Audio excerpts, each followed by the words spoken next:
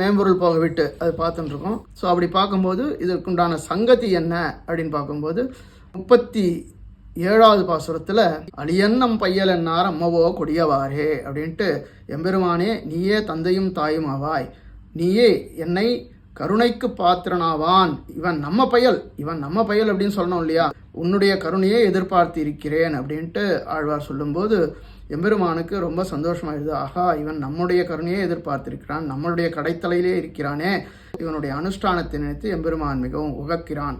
அந்த உகப்பு தான் இப்பேற்பட்ட அடியவர்களிடம் நீர் உகக்கிறீர் போல, சோம்பரை உகத்தி போலும் அடியவரை உகத்தி போலும் என்று மேலே ஆழ்வார் எடுத்து சொல்றார் 38வது பாசுரத்தில்.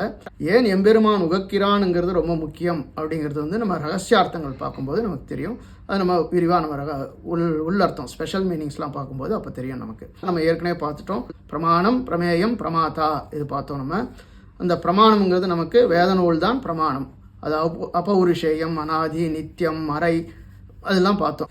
ஸோ இது ரொம்ப முக்கியம். என்ன, வேதம் தான் நமக்கு மூல பிரமாணம். அதனால் வேதத்தினுடைய உயர்வை நாம் தெரிந்து கொள்ளணும். வேதம், இதிகாசம், புராணம், மற்ற தர்மசாஸ்திரங்கள், ஸ்மிருதி இதெல்லாம் இருக்குது. இதெல்லாமே ஒரு கன்சைஸ்டாக கொடுக்க முடியுமா அப்படின்னா பிரஸ்தானத்ரயம்னு இருக்குது. உபனிஷத்துக்கள், பிரம்மசூத்திரம், ஸ்ரீமத் பகவத்கீதை, இது 3 பிரஸ்தானத்ரயம்னு எல்லா ஆச்சாரியர்களும் இதுக்கு உரை எழுதியிருக்கிறார்கள். சங்கராச்சாரியார், ராமானுஜாச்சாரியார், மாத்வாச்சாரியார்னு. துவைத்தம் என்ன, அத்வைத்தம் என்ன, விசிஷ்ட அத்வைத்தம் என்ன, அந்த சித்தாந்தங்களை எல்லாம் இதில் இருக்கக்கூடிய அர்த்தங்களை கொண்டு அவர்கள் நிலைநாட்டி இருக்கிறார்கள் அப்படின்றது நமக்கு இந்த பிரஸ்தானத்திரயத்தில் இது கொண்டு போகும். அதுக்கு மேலே ராமானுஜ தர்சனம், நம்ம தர்சனத்தில் இருக்கக்கூடிய 3 முக்கியமான ரகசியங்கள் ரகசிய திரயம்னு சொல்லப்படுகிறது. திருமந்திரம், துவயம், சரமஸ்லோகம். 8 எழுத்து திருமந்திரம், 25 எழுத்து துவயம், சரமஸ்லோகம் 32 எழுத்து, மொத்தம் 65 எழுத்தே கொண்ட இந்த ரகசிய திரயங்களை வேதாந்தத்தில் உன்னுடைய சாரமாகவே நாம் கொண்டு அதில் இருக்கக்கூடிய விஷயங்களை நாம் கடைபிடித்தோமானால் வேதாந்தங்களிலே சாஸ்திரங்களிலே சொல்லப்பட்டிருக்கிற கடமைகளை எல்லாவற்றையும் நாம் கடைபிடித்தோமாக கொள்வோம் அப்படின்ட்டு நம்ம ஆச்சாரியர்கள் நமக்கு இது கொடுத்துருக்கிறார்கள். அதுவே நம்மளுடைய சம்பிரதாயத்தினுடைய சிறப்பு, அது நம்ம இங்கே தெரிஞ்சுக்கணும். அதுக்கு மேலே இந்த பிரமேயம்னு பார்த்தோம். பிரமேயம்னா என்ன காமிக்கணும், தத்துவ ஹித புருஷார்த்தங்கள் காமிக்கணும்னு பார்த்தோம். தத்துவம்னா உண்மை பொருள். 3 தத்துவம் நமக்கு உண்டு, தத்துவத்ரயம் அப்படின்னு சொல்லுவாங்க. சித்து, அச்சித்து, ஈஸ்வரன். ஸோ உயிருள்ள சைத்தன்யம் உள்ள அறிவுள்ள பொருள் ஜீவாத்மாக்கள், அவர்கள் சித்து, இன்ஃபைனைட், அது நிறைய ஜீவாத்மாக்கள் இருக்காங்க. அச்சித்து அதே மாதிரி உயிரட்ட பொருள்கள், அறிவற்றவை ஜடப்பொருள்கள், அதெல்லாம் அச்சித்து அப்படின்னு ஒரு குரூப்பு. அதுக்கப்புறம் ஈஸ்வரன், அதாவது பரமாத்மா. இந்த அச்சித்து இவற்றையெல்லாம் ஆளக்கூடியவன் அவன் பரமாத்மா. அவன் தான் ஸ்ரீமன் நாராயணன். அவன் ஒருவனே. பரமாத்மாங்கிறது ஒன்று தான். ஆனால் சித்து அச்சித்துலாம் நிறைய, எண்ணில் அடங்காதவை. அந்த சித்துங்கிறது ஜீவாத்மஸ்வரூபம் அப்படின்னு சொல்கிறது, ஆத்மஸ்வரூபம். அது எப்படி இருக்குது அப்படின்னா இதெல்லாம் நம்ம ஏற்கனவே பார்த்துட்டோம். அதுபோல் அச்சித் ஸ்வரூபம் அது என்னது, ஞான சூன்யமாய் விகாரஸ்பதமாய் இருக்கும். பரமாத்மஸ்வரூபம், பரமாத்மா எப்படி இருப்பான், அகிலஹேய பிரத்யனீகன்னா எல்லா குற்றங்களுக்கும் எதிர்த்தட்டாய் இருப்பான், ஒரு குற்றமும் இல்லை. ஞானஸ்வரூபம், அதே மாதிரி அவன் ஆனந்த ஸ்வரூபம், அவன் திருக்கல்யாண குணங்கள் நிறைய கொண்டிருப்பான். அதே மாதிரி பலப்பிரதனாக இருப்பான், எல்லாருக்கும் பலத்தை கொடுக்கக்கூடியவன். அனைத்து அடியவர்களும் அவனை ஆசிரியக்கக்கூடியவர்கள். அவன் யார் அப்படின்னால் கூந்தல் மலர்மங்கைக்கும் மண்மடந்தைக்கும் குலவாயர் கொழுந்துக்கும் கேழ்வன் ஸ்ரீமன் நாராயணனே அப்படின்றது ஈஸ்வரன் அப்படிங்கிறது நம்ம தெரிஞ்சுக்கணும். ஸோ தத்துவத்ரயம்ங்கிறது சித்து, அச்சித்து, ஈஸ்வரன். இந்த 3ம் யாரு அப்படிங்கிற நிலையை நம்ம பார்த்தோம் ஏற்கனவே. இப்போ இந்த தத்துவத்ரயத்தை பற்றி அழகாக ஒரு டயக்ராம், வென் டயக்ராம் போட்டோம்னா எது எது எங்கெங்கே இருக்குது, எது காமன் எது அன்காமன் அப்படின்றது ஒரு எடுத்து காமிச்சிருக்காங்க. ஸோ அதை அடியேன் ஒரு டயக்ராம் மாதிரி போட்டிருக்கேன்.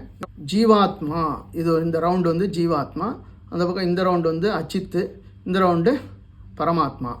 ஸோ ஜீவாத்மா தேக, இந்திரிய, மன, பிராண, புத்தி விலக்ஷணன்.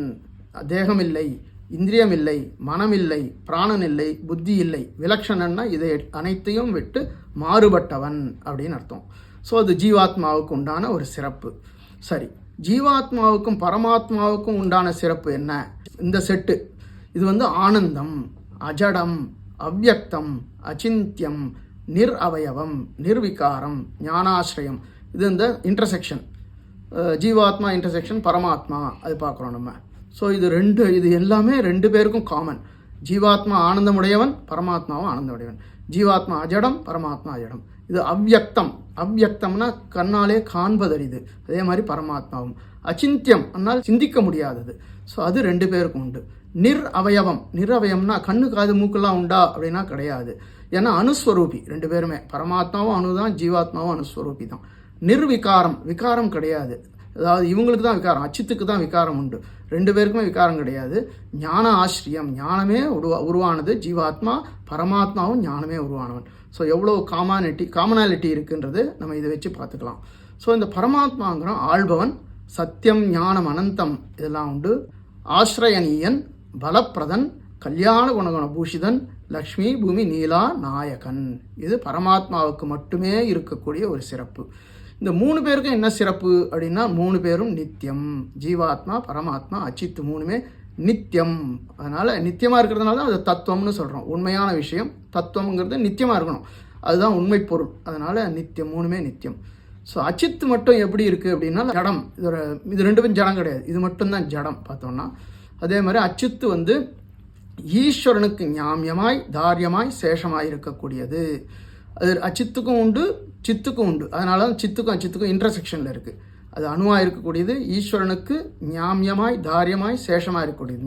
ஞாமியம்னா ஈஸ்வரனுடைய நியமனப்படி இருக்கக்கூடியது, தாரியமாயினா ஈஸ்வரனாலே தரிக்கப்பட்டு இருக்கக்கூடியது, சேஷமாயினா ஈஸ்வரனுக்கு சேஷப்பட்டு அடிமைப்பட்டு இருக்கக்கூடியது. இது 2. அதாவது சித்தும் அச்சித்தும் இந்த இன்டர்செக்ஷனில் இது இருக்குது. ஸோ இது வந்து அழகாக ஒரு நமக்கு வந்து கொடுத்துருக்காங்க. இதுக்கு இது காமன், இது காமன்னு அப்படின்னு இது ஒரு டயக்ராமாக போட்டிருக்கேன். ஸோ இதில் நம்ம பார்த்தோன்னா நமக்கு கொஞ்சம் ஒரு பெட்டர் அண்டர்ஸ்டாண்டிங் கிடைக்கும். இவ்வளோ தூரம் பண்ணுறதை விட கொஞ்சம் சிம்பிளிஃபைடாக கொடுக்கலாமா அப்படின்னா அதுவும் நம்ம பெரியவங்க கொடுத்துருக்காங்க. நமக்கு வந்து ஜீவாத்மா தான் ரொம்ப முக்கியம். ஏன்னா பரமாத்மாங்கிறார், அவர் வந்து அவர் நிலையில் தான் இருக்கார், அவருடைய நிலை தெளிவாக அவர் இருப்பார். அச்சித்துங்கிறது ஜடப்பொருள், உயிரற்றது, அது அதனோட நிலையில தான் இருக்கும். அது வந்து அது எப்படி இருக்குமோ அது அப்படி தான் இருக்கும். ஆனால் இந்த ஜீவாத்மாவுக்கு தான் அந்த ஞானம்ங்கிறது இருக்குது. சம்டைம்ஸ் இந்த சம்சாரத்தில் இருக்கிறதுனால அது கொஞ்சம் குறைஞ்சி போயிடுறது.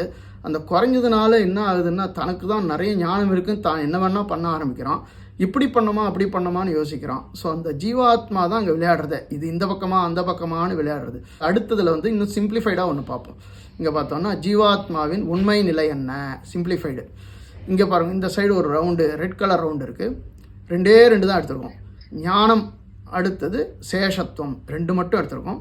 ஞானம்ங்கிற குவாலிட்டி பரமாத்மாவுக்கு உண்டு, ஜீவாத்மாவுக்கு உண்டு, இந்த 2 பேருக்குமே உண்டு. சேஷத்துவம்ங்கிற குவாலிட்டி ஜீவாத்மாவுக்கு உண்டு, அச்சித்துக்கு உண்டு. ஏன்னா அச்சித்துக்கு ஞானம் இல்லை. சேஷத்துவம் பரமாத்மாவுக்கு கிடையாது, நான் வந்து ஆள்பவன். ஸோ அதனால் சேஷத்துவங்கிறது ஜீவாத்மாவுக்கும் அச்சித்துக்கும், ஞானம்ங்கிறது பரமாத்மாவுக்கும் ஜீவாத்மாவுக்கும். இது மட்டும் வச்சுட்டு ஒரு டயக்ராம் போட்டால் ரொம்ப ஈஸியாக புரிஞ்சிடும் உங்களுக்கு. ஜீவாத்மாவுக்கு ஞானம் இருக்குது, பரமாத்மாவுக்கு ஞானம் இருக்குது. சேஷத்துவம் இந்த 2 பேருக்கும் காமனாக இருக்குது. அச்சித்து அஜ்ஞானம் உண்டு, விகாரம் உண்டு. அஜ்ஞானம் அதாவது ஜடப்பொருள் அப்படின்னு வச்சுக்கலாம், விகாரம் உண்டு. பரமாத்மா ஞானம். ஸோ 3 பேருமே நித்தியம். அவ்வளோதான், ரொம்ப சிம்பிளாக வேணும்னா இதுதான். ஆத்மாவுக்கு எளிதாக ஒரு லட்சணம் சொல்ல வேண்டுமானால் சேஷத்துவத்தோடே கூடின ஞாத்ருத்வம் என்ற இவ்வளவே லட்சணமாக சொல்லவடுக்கும்.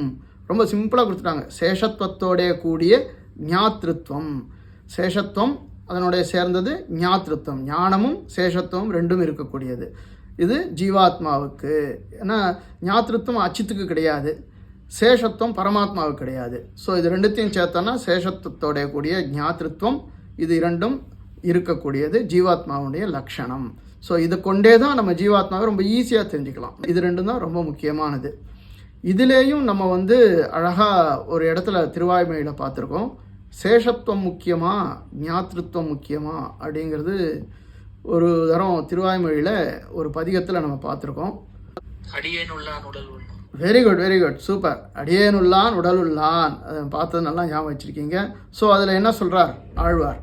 சேஷத்துவம் முக்கியம் சொல்கிறாரா, ஞாத்ருத்வம் முக்கியம் சொல்கிறாரா? சேஷத்துவம் முக்கியம் சொல்கிறார் அடியேன். Very good. ஸோ அழகாக நமக்கு இப்போது கடைசியில் எதில் வந்து முடியுது பாருங்க, சேஷத்துவத்திலே தான் முடிகிறது. ஸோ இப்போ ஆத்மாவுடைய நிலை என்ன, நம்மலாம் ஜீவாத்மா, ஏன்னா நம்ம பற்றி நம்ம தெரிஞ்சுக்கணும் இல்லையா. ஜீவாத்மாவுடைய நிலை என்ன, என்னென்னமோ இருக்குது, இருந்தாலும் ஞாத்ருத்வம் சேஷத்துவம் 2ம் ரொம்ப முக்கியம். அதுலேயும் சேஷத்துவம் முக்கியம் அப்படிங்கிறது ரொம்ப அற்புதமாக நம்ம தெரிஞ்சுட்டோம் இப்போ. ஸோ அதனால் ஜீவாத்மாவனுடைய நிலை நம்ம அழகாக தெரிஞ்சுட்டோம். அடியே இது வரைக்கும் உங்களுக்கு புரிஞ்சிருக்கும்னு நினைக்கிறேன். ஸ்ரீமதே ராமானுஜாய நமஹா.